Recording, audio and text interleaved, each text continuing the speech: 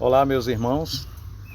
No capítulo 3 do Evangelho segundo João, nós achamos a história de um homem que não conseguia ser feliz, apesar de fazer parte da igreja e de ter abundante conhecimento bíblico.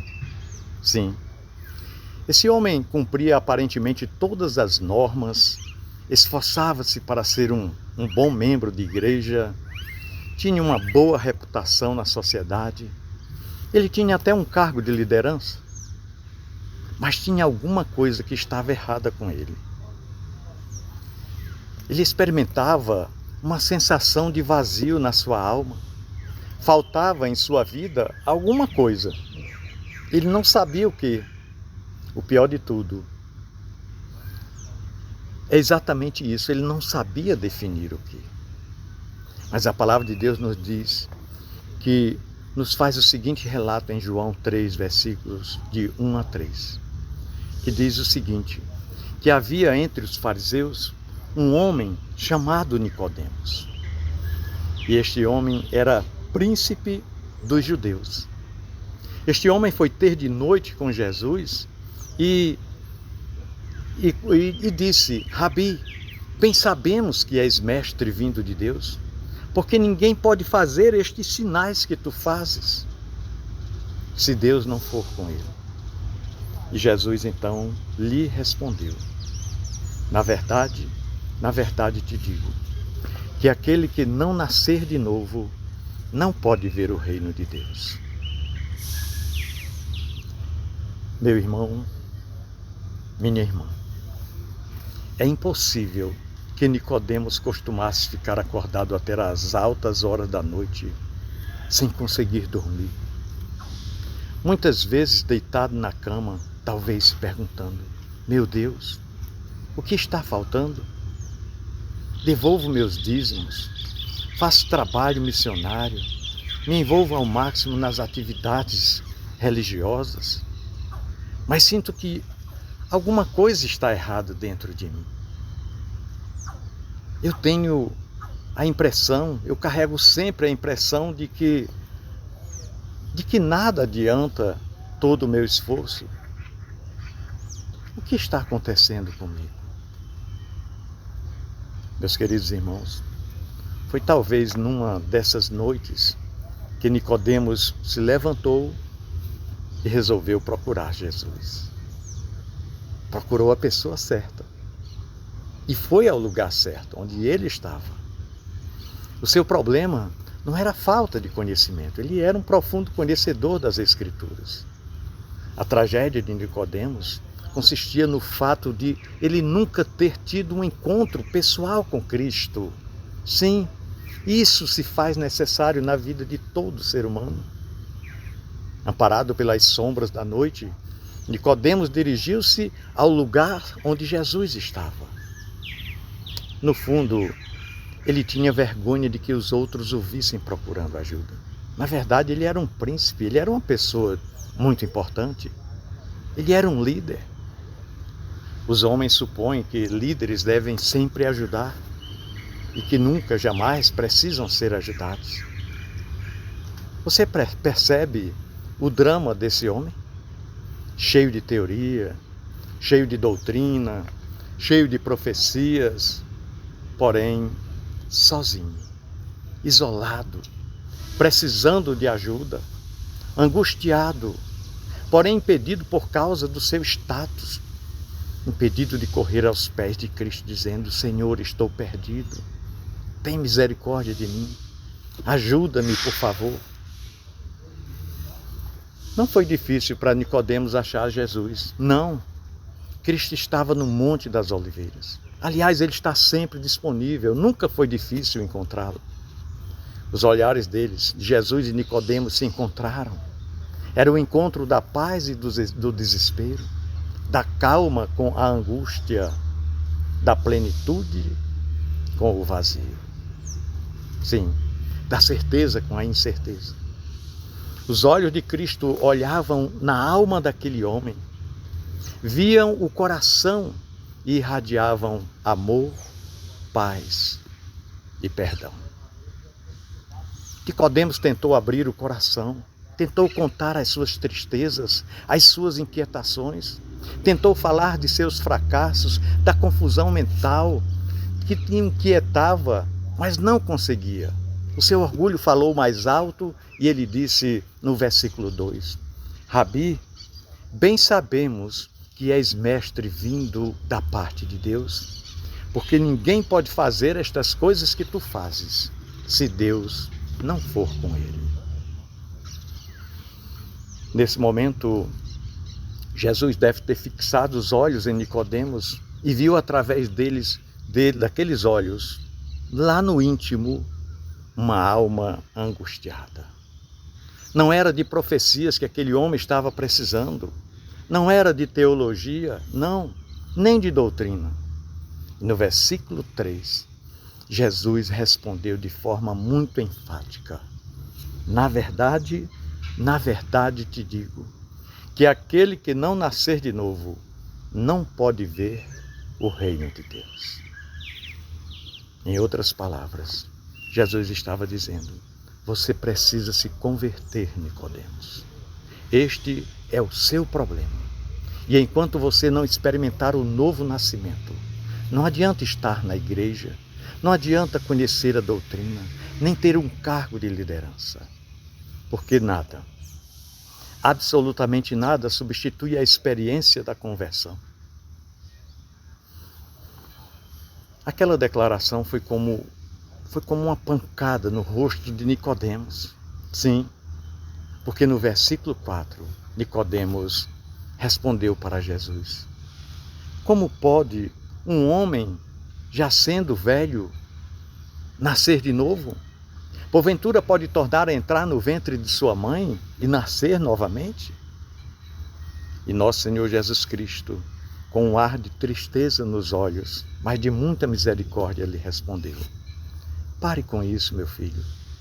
Você entendeu perfeitamente o que eu quis lhe dizer. O que eu estou falando é de conversão, porque este é o ponto de partida de uma vida feliz, de uma vida bem-aventurada, de uma vida abençoada e bem-sucedida. Você vive angustiado e triste porque a sua cabeça está cheia de doutrinas. Você está sobrecarregado com leis, com normas, com regulamentos.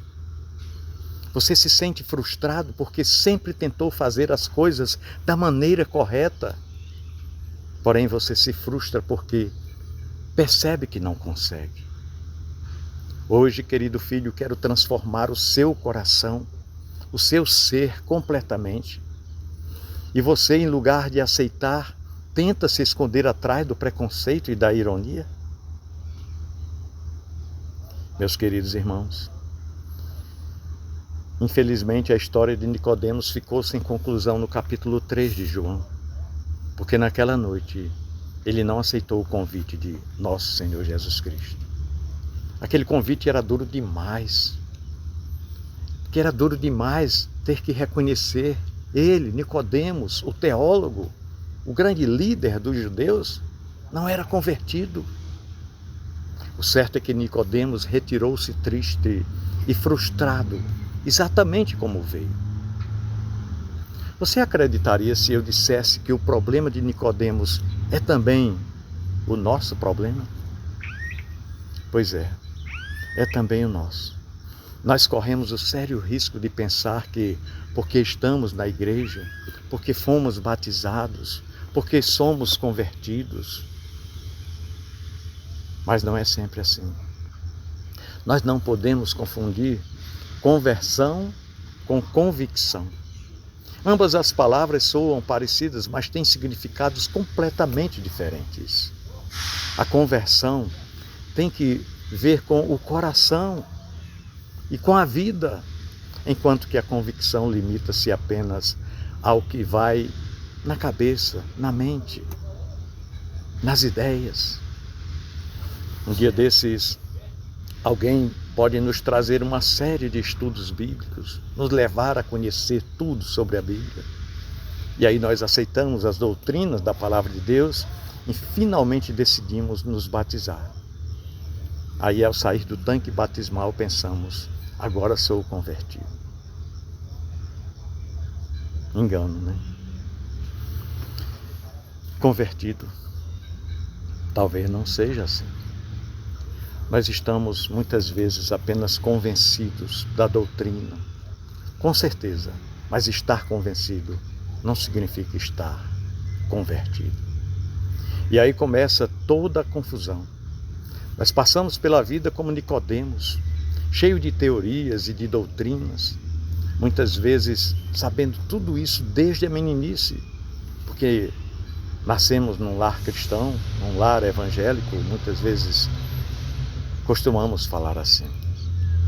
Mas nós vivemos com essa permanente sensação de vazio dentro de nós, uma sensação de impotência, de fracasso. Nós queremos amar a Deus e não conseguimos. Vamos tentar entender melhor esse assunto da conversão.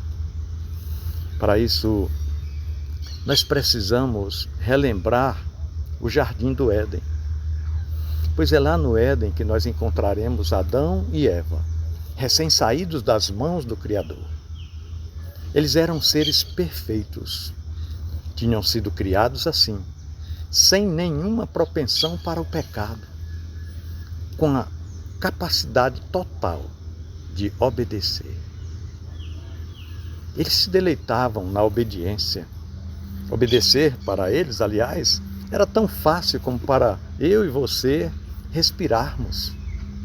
Eles não precisavam se esforçar para isso. Sabe por quê?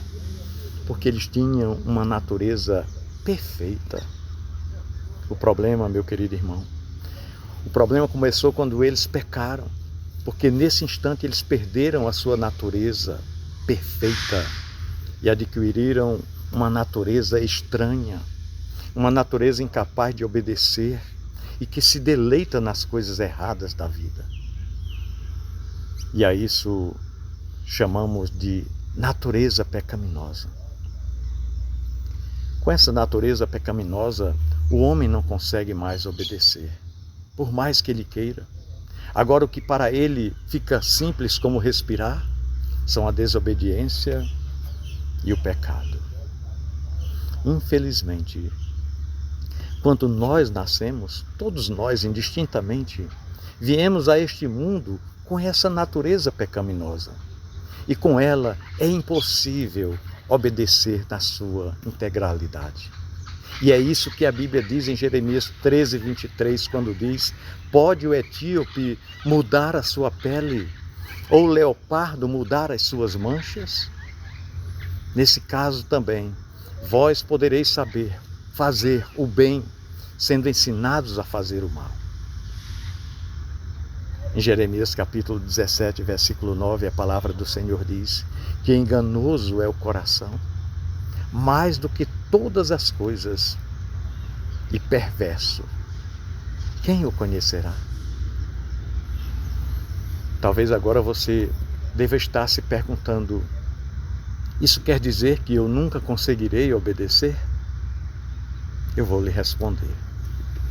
Com essa natureza que eu e você recebemos de nossos pais, infelizmente não.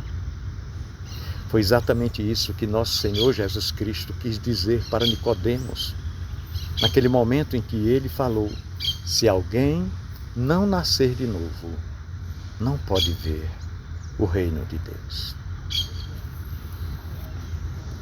Para ilustrar essa verdade, meus irmãos, vamos conjecturar aqui, um dia um lobo comece a observar a vida das ovelhas, lá no rebanho, lá no pasto. E depois de um certo tempo ele chegue à conclusão de que o melhor modo de vida é a vida das ovelhas. E aí aquele lobo decida juntar-se às ovelhas. Para isso, aquele lobo coloca uma pele de ovelha em cima e passa a conviver com elas como se fosse ovelha. Como você acha que aquele lobo se sentirá quando chegar a hora de se alimentar e as ovelhas comerem com prazer o capim verdejante com satisfação, saboreando, ruminando depois para saborear ainda mais? Você acha que aquele lobo vai se deleitar comendo capim, como as ovelhas fazem? Suponhamos também que aquele lobo seja um lobo honesto, digamos assim, e aquele lobo não queira voltar atrás na decisão que tomou. Você acha que 5 ou 10 anos depois ele finalmente aprenderá a gostar de capim? É muito difícil, não é verdade? Sabe por quê? Ele é um lobo. E o lobo tem um paladar de lobo. E o lobo tem a natureza de lobo. Sim. Continuemos imaginando a vida desse lobo em meio às ovelhas. A princípio, talvez ele se esforce para viver exatamente como as ovelhas vivem, né? Ele se esforça, ele luta para aquilo, né? Embora tudo aquilo seja contrário à sua natureza original.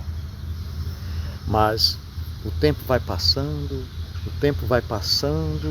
o entusiasmo daquela decisão que ele tomou vai diminuindo e finalmente, depois de 1 ou 2 anos, aquele lobo não consegue mais ficar amarrado a um tipo de vida alheio à sua natureza original. Aí um dia, quando as ovelhas estão dormindo, ele se levanta em silêncio e vai embora. Longe do rebanho, aquele lobo tira a pele de ovelha e passa a viver como lobo. Passa a se alimentar como lobo. Enfim, faz tudo aquilo que os lobos fazem. Depois de ter dado rédea solta aos seus instintos e gostos de lobo, ele resolve retornar. E coloca novamente a pele de ovelha e volta a estar com as ovelhas novamente. Como se nada tivesse acontecido. Nada. Infelizmente aconteceu, sim. Aconteceu. E o lobo sabe disso. E aquele lobo chora, se desespera, chora em silêncio por causa disso. Um dia, não conseguindo suportar mais esse tipo de vida, o lobo clama do fundo do seu coração: ó Deus, tu sabes que eu quero ser ovelha de verdade, mas tu conheces a minha verdadeira natureza. Eu sou um lobo, nasci lobo, não tenho culpa de ter nascido assim.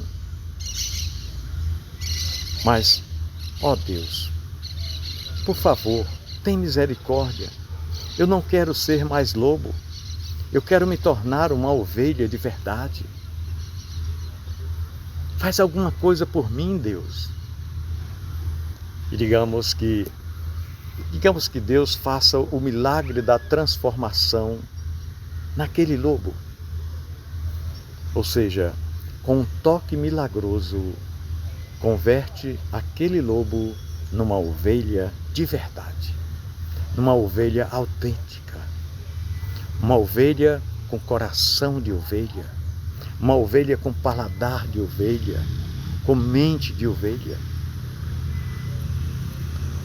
É justamente isso que Deus nos promete fazer, lá em Ezequiel capítulo 35, versículos 25 e 26, onde o Senhor diz: então espalhareis sobre vós, e ficareis purificados de todas as vossas imundícies, e vos darei um coração novo, e porei dentro de vós um espírito novo, e tirarei o coração de pedra da vossa carne, e vos darei um coração de carne, um coração sensível à voz de Deus. O apóstolo Pedro disse em 2 Pedro capítulo 1, versículo 4 o seguinte: pelas quais ele nos tem dado grandíssimas e preciosas promessas, para que por elas fiqueis participantes da natureza divina, havendo escapado da corrupção que pela concupiscência existe lá no mundo. Você entendeu, meu irmão? Essa historinha deu para esclarecer alguma coisa? Pois é. Deus está prometendo nos dar uma nova natureza. É a natureza de Cristo, que se deleita na obediência. Um novo ser, você compreende isso? Um ser capaz de amar, um ser que queira obedecer, um ser que se deleite em fazer a vontade de Deus. Isso não é uma promessa maravilhosa? Pois é, ninguém vê, porém o milagre acontece porque a promessa não é humana, mas divina. Se você me perguntar, irmão, como Deus transforma? Eu poderia lhe responder com a seguinte expressão: não sei. Não sei como Deus faz isso. Mas eu sei de uma coisa. Eu sei que Ele é capaz de mudar. Ao longo de minha vida, eu tenho visto muitas vidas serem transformadas. Já vi jovens viciados em drogas, bêbados, homens e mulheres que pareciam não ter mais esperança na vida, não ter mais esperança de recuperação. Eu vi essas pessoas serem transformadas. E se Deus foi capaz de transformar todos eles, não poderá também transformar o nosso ser também? Mas você pode me dizer: ah, mas eu não sou um bêbado, um drogado. Minha vida é organizada. Eu sou uma pessoa de bem, eu sou um cidadão. Eu sei. Mas Nicodemos também era assim. E Cristo disse para ele: você tem que nascer de novo. Você precisa que eu mude a sua vida. Você precisa de uma transformação. Você precisa de uma nova natureza, a natureza de Cristo. Isso não é maravilhoso, meu irmão? O milagre da conversão pode acontecer com você, pode acontecer comigo, pode acontecer com qualquer um que o aceitar. Deus quer fazer um milagre em você, o milagre da conversão, o milagre da transformação. Eu espero que você diga em seu coração: Senhor, eu aceito esse milagre. Meu irmão, minha irmã, nós viemos a este mundo carregando uma natureza pecaminosa que tem se encarregado de nos arrastar para longe de Deus, nos arrastar para o mal. E por isso nós precisamos que o Senhor opere em nós o milagre da transformação, para que voltemos a nos aproximar de Deus. Pensemos nisso. Deus abençoe sua vida, a sua família. Deus ajude a você a ter esse entendimento da necessidade de conversão. Grande abraço.